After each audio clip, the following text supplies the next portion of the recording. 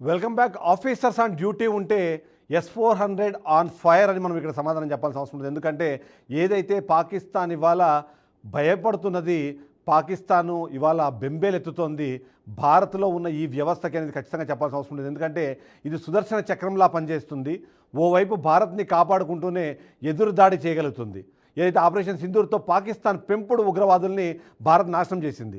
దీంతో రగిలిపోతున్న దాయది భారతదేశంలోని 15 నగరాలపై డ్రోను అలాగే క్షిపణి దాడులకు ప్రయత్నించి భంగపడింది. ముఖ్యంగా సరిహద్దుల్లో ఉన్న అవంతిపుర, శ్రీనగర్, జమ్మూ, పఠాన్కోట్, అమృత్సర్, కపూర్తలా, జలంధర్, లుధియానా, ఆదంపూర్, భటిండా, చండీగఢ్, నల్ ఫలోడి, ఉత్తరాయలాయలో భుజ్లతో సహా అనేక సైనిక లక్ష్యాలపై దాడులకు యత్నించింది. అయితే ఈ నగరాలపై దాడులను భారత్ గగనతలంలోనే పూర్తి స్థాయిలో తిప్పికొట్టింది. ముఖ్యంగా రష్యా నుంచి కొనుగోలు చేసిన S-400 ట్రయంఫ్ మిస్సైల్ సిస్టమ్ భారత్కి సుదర్శన చక్రం వలె రక్షణనిచ్చింది. పాకిస్తాన్ నుంచి దూసుకొస్తున్న డ్రోన్లు, క్షిపణులను అడ్డుకొని గాలిలోనే ధ్వంసం చేసింది.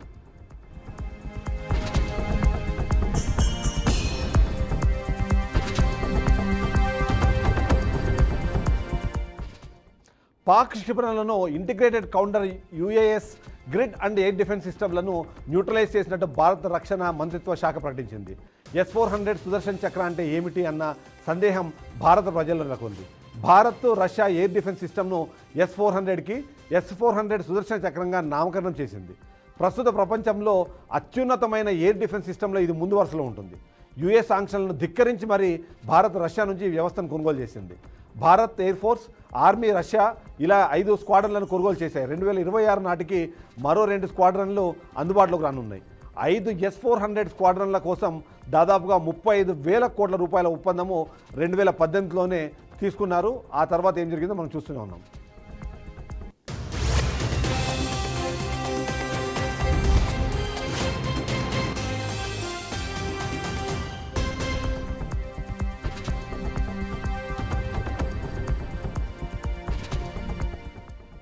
ప్రపంచంలోని అత్యంత అధునాతనమైన దీర్ఘశ్రేణి వాయు రక్షణ వ్యవస్థల్లో ఇదొకటి. IAF కమాండ్ అండ్ కంట్రోల్ నెట్వర్క్తో అనుసంధానించబడిన ప్రతి S-400 స్క్వాడ్రన్లో 2 బ్యాటరీలు ఉంటాయి. ఒక్కొక్కటి 6 లాంచర్లను, అధునాతనమైన రాడార్లను కలిగి ఉంటాయి. ఇండియన్ ఎయిర్ ఫోర్స్ వారి కమాండ్ అండ్ కంట్రోల్ నెట్వర్క్తో ఈ వ్యవస్థ అనుసంధానమై ఉంటుంది.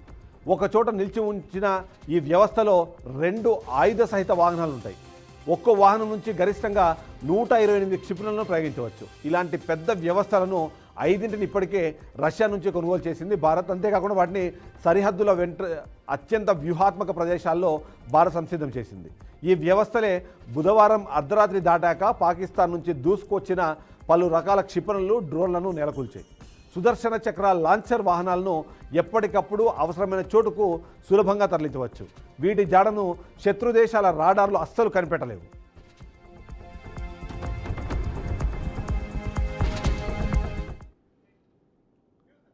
ఏదైతే మనం చెప్తున్నామో మొదటి నుంచి కూడా భారత్ అలాగే పాకిస్తాను యుద్ధానికి సంబంధించిన డిస్కషన్ జరగగానే 2 దేశాలు వాళ్ళ గగనతలాన్ని మూసివేసినట్టుగా ప్రకటించడంతో పాటు ఎలాంటి ప్యాసింజర్, ఆర్మీ లేదా ఎయిర్ ఫోర్స్కు సంబంధించిన వాటితో పాటు ఎలాంటి కార్గో వాహనాలకు కూడా అక్కడ ఎంట్రీ లేదు అని 2 దేశాలు ప్రకటించిన నేపథ్యంలో ఆ తర్వాత ప్రతి ఒక్కరూ చూసింది నిజంగానే ఇది ఎలా అమలవుతుంది అని. ఆ సందర్భంలోనే పాకిస్తాన్ కానివ్వండి, భారత్ కానివ్వండి, 2 ఒకరి మీద ఒకరు క్షిపణి దాడులు చేసుకోవాలంటే రాడార్ వ్యవస్థలను దాటుకొని వెళ్ళడం అన్నది చాలా కీలకమైన విషయం ఉంటుంది.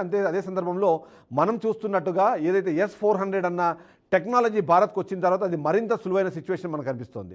అందులో భాగంగానే మనం చూస్తున్నాము పాకిస్తాన్ నుంచి భారత్ మీదకి 15 మిసైల్ దాడులను చేసే ప్రయత్నం చేస్తే ఒక్కదానికి కూడా భారత భూభాగంలోకి ఎంట్రీ కాకుండా ఆపగలిగే సామర్థ్యం S-400 ఉండడం వల్లనే ఇవాళ అది సాధ్యమైందని మనం చెప్పాలి. అంతేకాకుండా మరొక కీలకమైన అంశం, దాదాపుగా 600 కిలోమీటర్ల దూరంలోనే అవి శత్రువులకు సంబంధించిన ఏదైతే మిసైళ్ళు కానివ్వండి, డ్రోన్లు కానివ్వండి, అలాగే ఈ ఫైటర్ జెట్లను కూడా గుర్తించగలిగి 300 కిలోమీటర్ల ముందుగానే, అంటే అది మన రాడార్లోకి రావాల్సిన 300 కిలోమీటర్ల ముందే వాటిని కూల్చివేయడానికి అవసరమైన మిసైల్ సిస్టమ్ ఉంది. అందులోనూ S-400ని ఆకాశ్ మిసైల్స్కి మనము అనుసంధానం చేయడం అన్నది మరొక గొప్ప విజయంగా మనం చెప్పాల్సిన అవసరం అయితే కనిపిస్తుంది. అందులో భాగంగానే పాకిస్తాన్ నుంచి ఎగిరిన ఏ డ్రోన్ కానీ, ఏ ఫైటర్ జెట్ కానీ, అలాగే ఏ మిసైల్ కానీ భారత్ వరకు చేరుకోలేకపోయాయన్నది. అదే సందర్భంలో ఇదే సుదర్శన చక్రాన్ని ఉపయోగించి మనము పాకిస్తాన్లోని ఎయిర్ డిఫెన్స్ సిస్టాన్ని 90% మనము నాశనం చేయడం అనేది, అందులో ముఖ్యంగా లాహోర్ని మనము దక్కించుకోవడానికి పాకిస్తాన్లోకి చాలా ఈజీగా ఇవాళ భారత్కి సంబంధించిన ఎయిర్ ఫోర్స్ విమానాలు కానివ్వండి, మిసైళ్ళు, డ్రోన్లు వెళ్ళడానికి అవకాశం కల్పించింది ఈ సుదర్శన్ చక్ర S-400 అన్నది. దాని కారణంగానే ఇవాళ పూర్తి స్థాయిలో పాకిస్తాన్ గగనతలం అన్నది ఓపెన్ అయిపోయింది. భారత్ ఎప్పుడు కావాలంటే అప్పుడు ఇక్కడ నుంచి మామూలుగా ఫైటర్ జెట్లు వేసుకొని అక్కడికి వెళ్ళి బాంబులు వేసి వచ్చేంత ఈజీ యాక్సెస్ రావడానికి కారణం ఖచ్చితంగా ఈ నిర్ణయమే. ఏదైతే యాంటీ రాడార్ సిస్టమ్ కానివ్వండి, అలాగే యాంటీ మిసైల్ సిస్టమ్తో పాటు ఎయిర్ డిఫెన్స్ సిస్టాన్ని మొత్తాన్ని నాశనం చేయడం అనేది భారత్ సాధించిన గొప్ప విజయంగా మనం చెప్పాల్సిన పరిస్థితి ఉంది. వీటన్నిటికీ కూడా S-400 అన్నది చాలా కీలకంగా వ్యవహరించిన సిచ్యువేషన్ అయితే మనకు కనిపిస్తుంది. అందులో భాగంగానే భారత్ అనుకున్నట్టుగా, భారత్ కోరుకున్నట్టుగా పాకిస్తాన్లోకి వెళ్ళి మరి మనం ఏదైతే మాట్లాడుతామో ఇస్లామాబాద్కి వెళ్ళి మరి అక్కడ డ్రోన్ దాడులు చేయడం కానివ్వండి, ఇవాళ మనం చూస్తున్నాం ISS విక్రాంత్ కానివ్వండి, అలాగే INS విక్రమాదిత్య, అరిహంత్ అన్నవి కూడా ఇప్పుడు అరేబియా మహాసముద్రం నుంచి కరాచీకి వెళ్ళి అక్కడ పోర్టు మీద దాడి చేయగలిగే అవకాశం ఎక్కడి నుంచి క్రియేట్ అయింది అంటే వీటన్నిటికీ కూడా భారత అంబుల పొదిలో ఉన్న ఆయుధాలే కారణం అన్నది మనం ఖచ్చితంగా చెప్పాలి. మనతో పాటు శివరాంప్రసాద్ గారు కంటిన్యూ అవుతున్నారు. తనతో ఒకసారి మాట్లాడే ప్రయత్నం చేద్దాం. ఎందుకంటే ఇవాళ భారత్కి పాకిస్తాన్కి మధ్యలో ఉన్న అత్యంత పెద్ద డిఫరెన్స్ ఏదైనా ఉంది అంటే అది ఆయుధ సంపత్తి. వాళ్ళ దగ్గర ఉన్న ఆయుధాలతో మనకు ఆల్మోస్ట్ డబల్ నుంచి ట్రిపుల్ దాకా ఉండడంతో పాటు అడ్వాన్స్మెంట్ అన్నది. ఎందుకంటే వాళ్ళ దగ్గర ఉన్నవన్నీ కూడా వేరే దేశాలు వాడి వాళ్ళకి పనికి రావు అనుకున్న తర్వాత అమ్మిన మిసైల్స్ కానివ్వండి, ఎయిర్ క్రాఫ్ట్లు కానివ్వండి అన్నీ ఉన్నాయి. కానీ భారతదేశం మాత్రం సొంతంగా తయారు చేసుకునేంత కెపాసిటీ. ఎందుకంటే రఫేల్కి సంబంధించి మీరు గుర్తు తెచ్చుకుంటే రఫేల్కి సంబంధించిన ఒప్పందం జరిగినప్పుడు కూడా అంతకుముందు కాంగ్రెస్ పార్టీ చేసిన దానికన్నా ఇక్కడ ఎక్కువ ఖర్చు చేస్తున్నారు. ఎందుకు అంటే అప్పుడు చెప్పిన ఒకటే ఒక కారణము, మనము యుద్ధ విమానాలు కొనట్లేదు, యుద్ధ విమానాలకు సంబంధించిన టెక్నాలజీ కొంటున్నాం కాబట్టి ఇవాళ మనకి ఇది ఎక్కువ అవుతుంది. వైట్ లేబుల్డ్ వాటిని తీసుకున్న తర్వాత దాని కంట్రోల్ ఎంతో కొంత ఇంకా ఆ దేశాలు ఉంటాయి. కానీ పూర్తి స్థాయిలో మన కంట్రోల్లోకి రావాలంటే కేవలం దానికి సంబంధించిన టెక్నాలజీని మాత్రమే కొనాలనే ఒక ఉద్దేశం చెప్పారు. ఇవాళ అవే మనకి ఒక గొప్ప ఆయుధంగా మారాయనుకు అని చెప్పాల్సి ఉంటుంది. మీరేమంటారు? ఒకటి, ఇన్ని యుద్ధాలు చూసాం మనం భారతదేశంలో. ఏ యుద్ధంలో కూడా ఆయుధపరంగా ఇంత సుప్రీమసీ లేదు మనకి. 19 చైనా వారప్పుడు ఆల్మోస్ట్ మనకేం అసలు ఆయుధ సంపత్తే లేదు సరిగ్గా. వాళ్ళు ఇక ఆఖరికి మనం కాళ్ళబేరానికి వచ్చి రాజీ చేయించుకోవాల్సి వచ్చింది పరిస్థితి. 64 వారప్పుడు కూడా వాళ్ళదే ఆయుధ సంపత్తి ఎక్కువ. ఎందుకంటే వాళ్ళకి అప్పటికే పాటాన్ ట్యాంకులు ఉన్నాయి, తర్వాత శాబర్ జెట్లు ఉన్నాయి, అమెరికా సపోర్ట్ ఉంది వాళ్ళకి. కానీ ఆ వారు మనం గెలిచాం. తర్వాత బంగ్లాదేశ్ వారు విమోచన ఉద్యమం సమయంలో మనం కొద్దిగా వాళ్ళు మనం ఈక్వల్గా ఉన్నా ఇవాళ మనకి దరిదాపులో కూడా లేదు వాళ్ళు. రెండోది ఏంటంటే కొంటమే కాకుండా వాళ్ళు ఎంతసేపు విదేశాల నుంచి కొంట మీద ఆధారపడి ఉన్నారు. మనం ఆయుధంలో కొంటంతో పాటు మన స్వదేశంలోనే దాన్ని ఇంప్రూవ్ చేసుకుంటాం కానీ, లేకపోతే టెక్నాలజీని ఇంకా దాన్ని మెరుగు చేసుకుంటాం కానీ, అలాగే మన ఆయుధ సంపత్తిని మనమే చేసుకుంటాం. కానీ ఇక్కడ 64 వారప్పుడే మీకు అక్కడ అది గుర్తు చేయాలి. ఎందుకంటే ఆ రోజు శాబర్ జెట్లు ఉంటే మన దగ్గర నాటు విమానాలు ఉన్నాయి. అవును, చెన్నై, బెంగళూరులో తయారైనవి. ఆ నాటు విమానాలతోనే ఆ రోజు ఫైట్ చేసాం.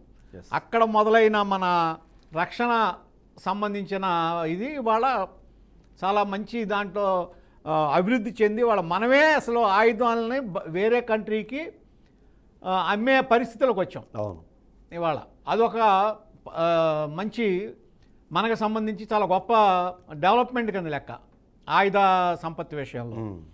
ఇదే కాకుండా ఒకటి ఒక్కరోజు పాకిస్తాన్కి మనకి యుద్ధం జరిగి ఒకరోజే, ఇది సెకండ్ డే.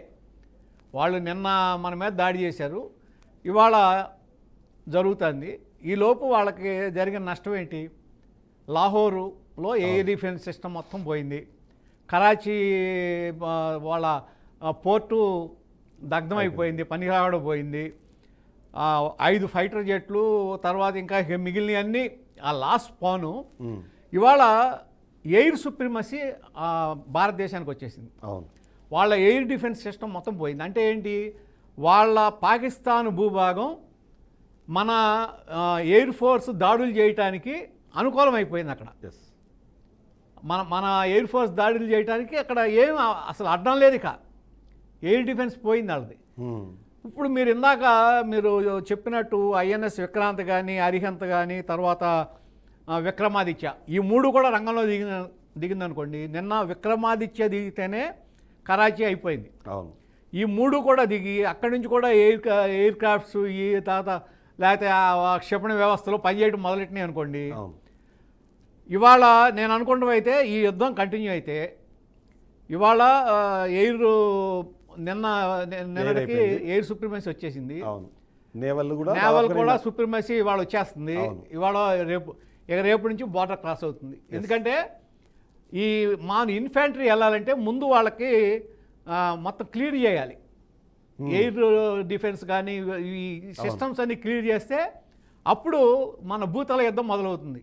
భూతల యుద్ధం మొదలైంది అనుకోండి, మనం అనుకున్న పరిస్థితి వస్తుంది. ఏది స్వర్గమే. ఇంకా వాళ్ళు ప్రధానమంత్రి పారిపోయి వాళ్ళ ఆర్మీ చీఫ్ పారిపోయిన తర్వాత ప్రజలకేం సంబంధం అండి? ప్రజల్ని వీళ్ళు అసలు ఏం చేద్దామని యుద్ధం పెట్టుకున్నారు? దేనికోసం యుద్ధం పెట్టుకున్నారు? మీరు అన్న పాయింట్ చాలా వ్యాలిడ్. ఎందుకంటే ఇవాళ భారత్ తో పాక్ ఎందుకు యుద్ధం చేస్తుంది? అవును, స్థలం కోసం చేస్తుందా లేకపోతే ఏదైనా కారణం ఉందా? ఏ కారణం లేదు, అంతే. ఒకటే అడుగుతున్నాను, జైషే మహమ్మద్కి సంబంధించి ఆడు మసూద్ అజర్, అవును, వాళ్ళని మీ దగ్గర పెట్టుకుని వాళ్ళని రక్షించడం కోసం మీరు యుద్ధాలు చేశారు. ప్రతి యుద్ధంలో ఓడిపోయారు, అర్థమైంది.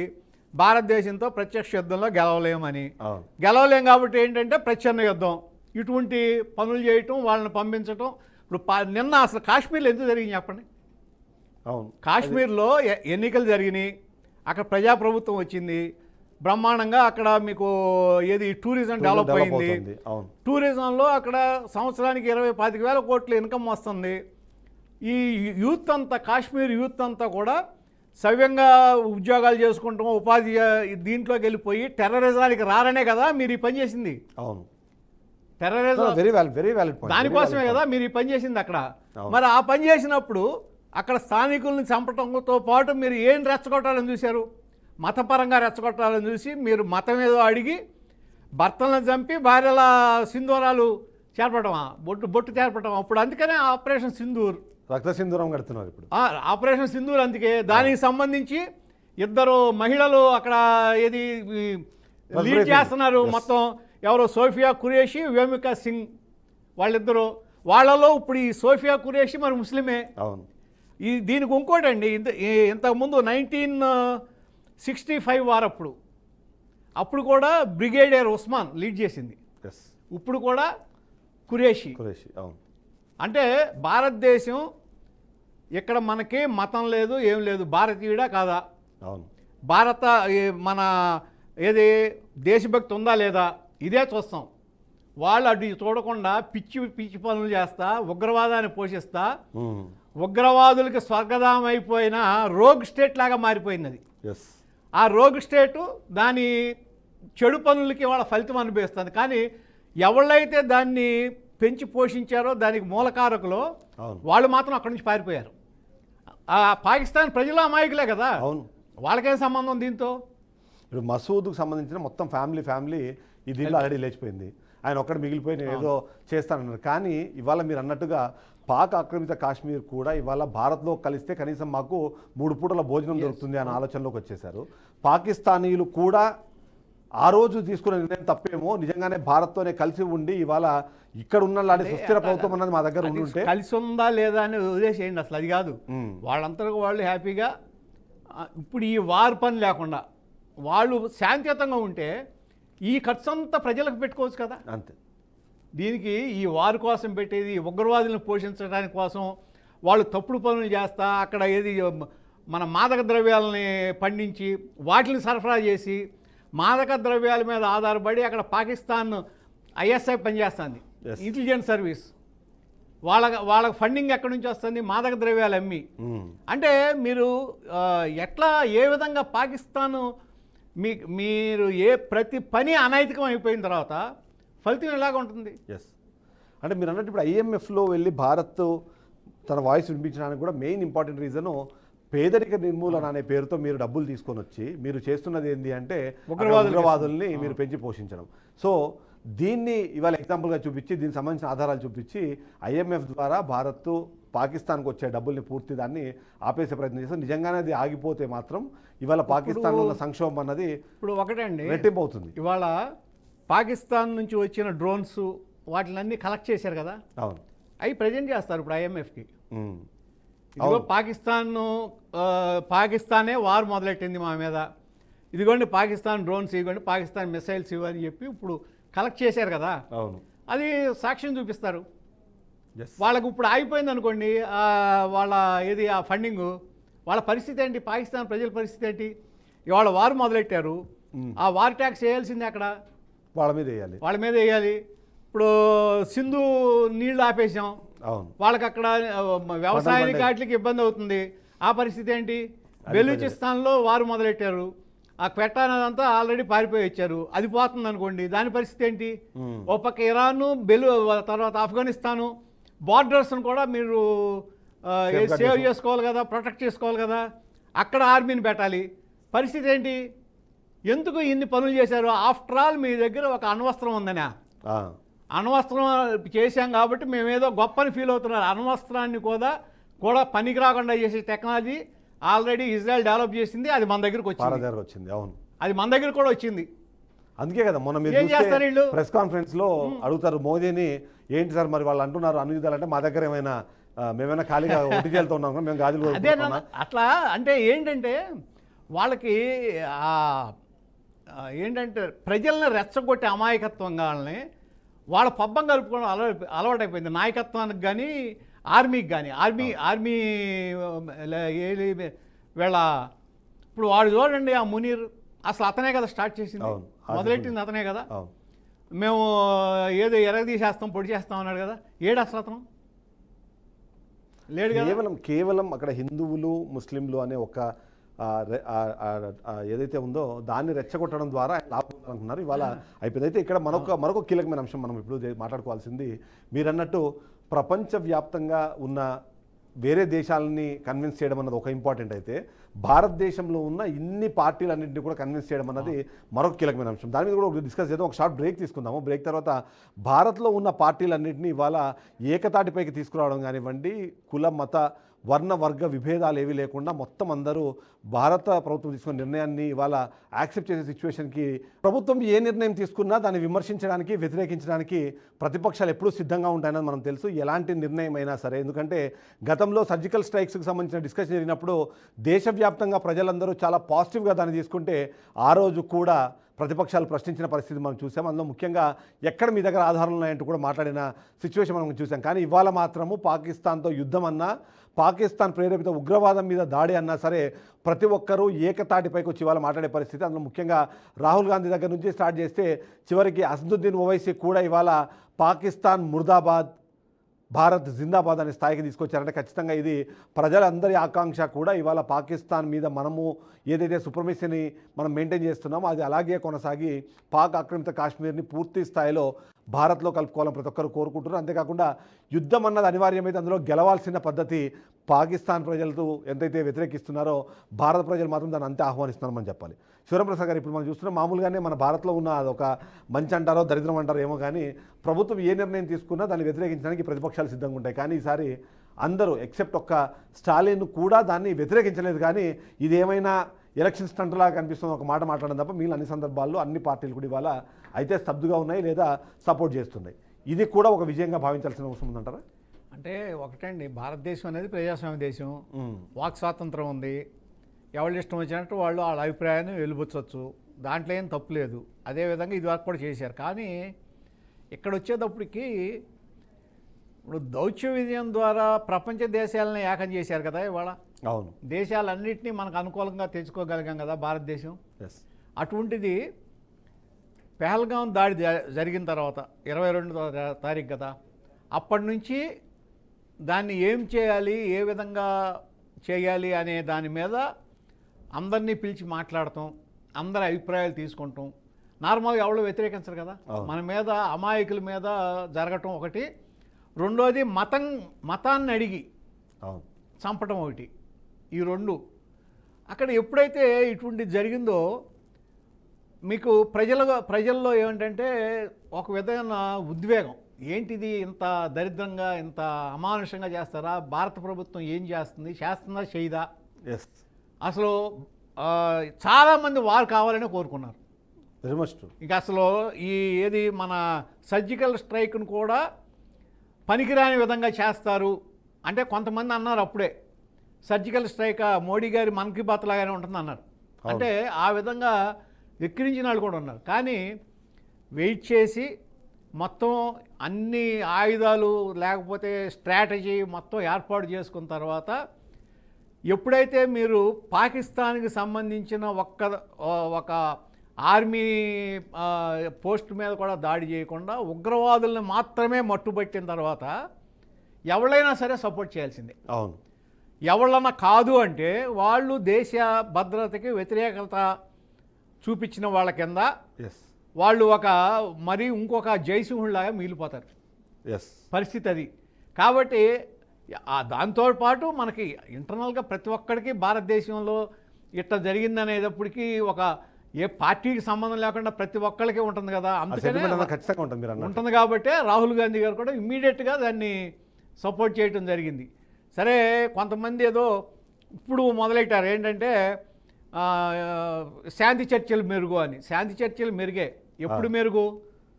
శాంతి చర్చలు చేసుకుని ఇప్పుడు లాహోరు 1965లో కరాచీ, లాహోరు, సియాల్కోట వరకు మనం ఆర్మీ వెళ్ళిపోయి పట్టుకున్న తర్వాత శాంతి చర్చలుగానే కదా తీసుకొచ్చింది. తాష్కెంట్ ఒప్పందం జరిగింది కదా, వెనక్కి వచ్చాం కదా. ఆ ఒప్పందాన్ని ఏమన్నా పాకిస్తాన్ గౌరవించిందా? ఏం లేదు కదా. మరి అటువంటప్పుడు ఇవాళ ఆ కంట్రీని బలహీనపరిచే అవకాశం వచ్చినప్పుడు మనం వెనక తగ్గకూడదు. ఇది కూడా స్ట్రాటజీనే. పూర్తిగా మనం వాళ్ళని అణిచి మళ్ళా మన సరిహద్దుల్ని భద్రతగా చేసుకునే వరకు పోరాటం చేయటం అనేదే కరెక్ట్. ఎస్. సో ఫైనల్గా మనం చూస్తే మాత్రం ఇవాళ ఏదైతే మనం చెప్తున్నామో ఆపరేషన్ సింధూర్ 2.0 నడుస్తుంది. 2.0 అన్నది కంటిన్యూ అవుతోంది అని నిన్న నుంచి భారతదేశ 3.0. ఎందుకంటే ఫస్ట్ది కేవలం ఉగ్ర దాడులకు సంబంధించిన విషయం పైన ఏవైతే ఉగ్ర మూకలు ఉన్న ప్రాంతాలను మాత్రమే టార్గెట్ చేశారు. 2.0లో ఏదైతే ఉగ్రవాదులకు సపోర్ట్ చేస్తున్న పాకిస్తాన్లోని రాడార్ వ్యవస్థలు కానివ్వండి, లేకపోతే భారత్ని అడ్డుకునేందుకు అవకాశం ఉన్న వ్యవస్థలు మాత్రమే అది క్లోజ్ చేసింది. ఇప్పుడు 3.0 అంటే ఖచ్చితంగా అది ప్రత్యక్ష యుద్ధంగా మారబోతుంది. అందులో భాగంగానే ఇప్పటికే దానికి సంబంధించిన మొత్తం ప్రిపరేషన్స్ అవుతున్నాయని ప్రతి ఒక్కరికి తెలిసిన నేపథ్యంలో అగైన్ అండ్ అగైన్ చెప్తున్నాం, ఇదే సమయం, ఇంతకు మించిన సమయం మరొకసారి వచ్చే అవకాశం లేదు. కాబట్టి మోదీ గారు, అమిత్ షా గారు, రాజ్నాథ్ సింగ్ గారు, అలాగే మిగిలిన ఆఫీసర్స్ ఆఫ్ డ్యూటీ ఎవరైతే ఉన్నారో మిగిలిన వాళ్ళందరికీ భారత్ ఒకటే కోరుకుంటోంది.